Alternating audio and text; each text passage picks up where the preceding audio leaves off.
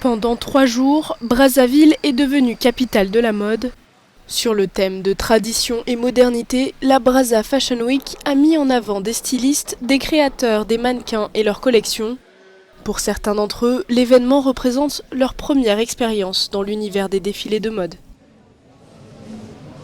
Nous proposons une diverse variété d'articles, que ce soit des articles déjà cousus ou non cousus. Brazza Fashion Week, c'est avant tout un événement qui promouvoit la mode congolaise, ok? Promouvoit la mode, la beauté congolaise, ok? Et également qui aide les entrepreneurs qui sont dans l'ombre à se faire valoir aux yeux du public. La première édition est parrainée par l'artiste congolaise Queen Tawa. Le Congo, c'est le pays de la mode, le Congo, c'est le pays de la sape. Oui, depuis ça fait 2 ans avec Covid là on se remet petit à petit dans l'événementiel, donc c'est important. La créatrice Lindy Okoza a fait sensation avec l'une de ses créations lors du défilé, présentant une robe entièrement cousue de papier journal.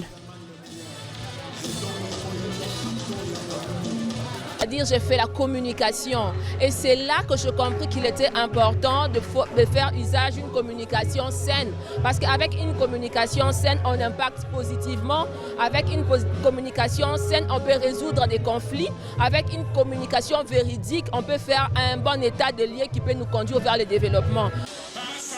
Tous les événements du programme n'étaient pas ouverts au public afin que les stylistes, mannequins et autres acteurs de la mode se rencontrent et échangent sur leur savoir-faire.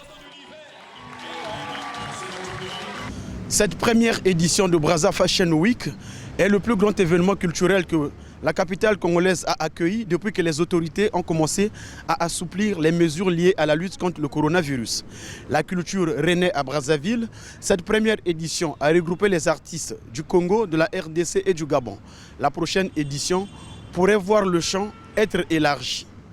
L'Aude Martial à Brazzaville pour Africa News.